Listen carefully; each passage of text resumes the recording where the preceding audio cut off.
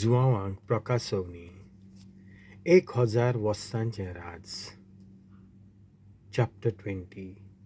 तेन्ना स्वर्गार थावन एक देवदूत देंवतालो तो हांवें पळयलो. ताच्या हातांत आसली पाताळाची चावी आनी एक जोड सांकोळ. तेन्ना आराक आदल्या सर्पाक मुणगे देंवचाराक वो सैतानाक धरलो आनी ताका 1000 वर्सांक सांखळीन बांदून दवरलो. आनी ती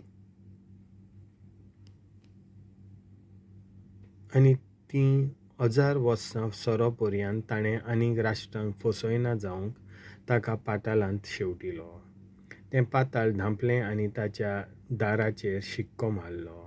त्या उपरांत थोडोसो वेळ ताका सोडूंक देवाची येवजण आसा.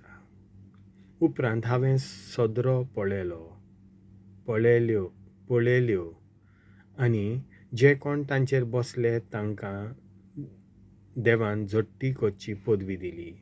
तशेंच जेजूक साक्षी दिल्ले खातीर आनी देवाचें उतर परगटलां म्हणून जांचें शींस कापलोलें तांकां हांवें देखलीं. तांणी सावजाक आनी ताचे मुर्तीक भोजूंक नासलीं आनी सावजाचो शिक्को आपल्या कपालार वो आपल्या हातार घेवंक नासलो. तीं सगळीं नव्यान जिवीं जालीं आनी 1000 वर्सां भर तांणी क्रिस्ता बरोबर राजवटकी चलयली. हें पयलें पुनर्जिवंतपण. 1000 वर्सां भरचे आदीं हेर मेळ्ळीं मनशां पुनर्जिवंत जावंक नात. पयल्या पुनर्जिवंतपणांत जांकां वांटो मेळ्ळो तीं सुभागी आनी पवित्र. उज्याच्या कोंडांत दुसऱ्या मरणाचे पदवे खाल तीं आसचीं नात. पूण देवाची आनी क्रिस्ताची सेवा करूंक तीं याज्ञीक जातलीं आनी तांच्या सांगाता 1000 वर्सां राज चलयतलीं.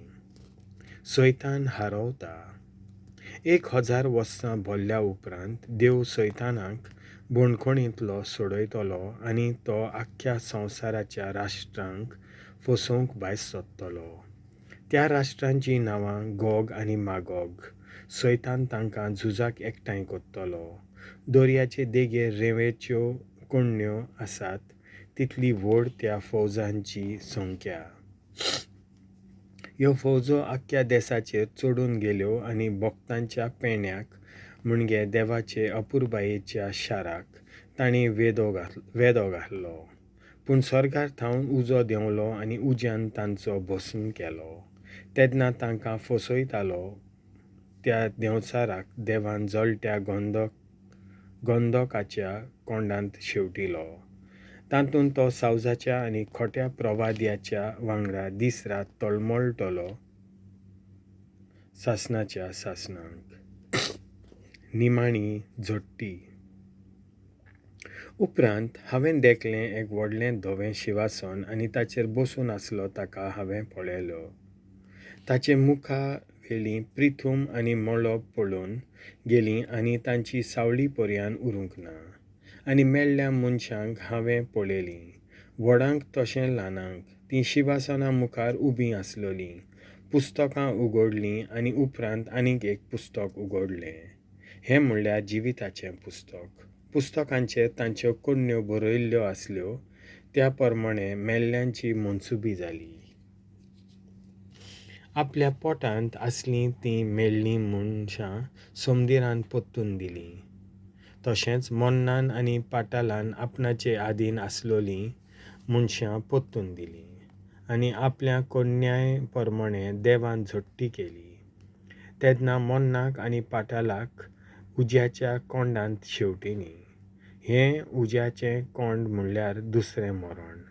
जांचीं नांवां जिव्यांच्या पुस्तकार बरयल्लीं नासलीं तांकां सगळ्यांक उज्याच्या कोंडांत शेवटिलीं. देवाचें उतर हें.